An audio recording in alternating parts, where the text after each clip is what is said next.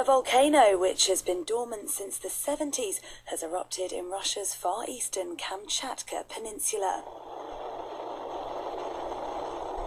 Volcanologists say that a crack of about 5 kilometers long appeared on the slope of Plosky Tolbachik, spewing lava and sending clouds of ash into the air. The lava has poured into a river valley, destroying a volcanologist research base and a local tourist campsite, which were both empty at the time.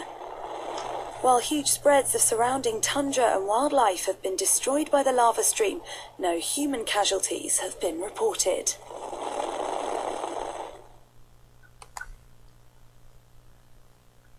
Okay.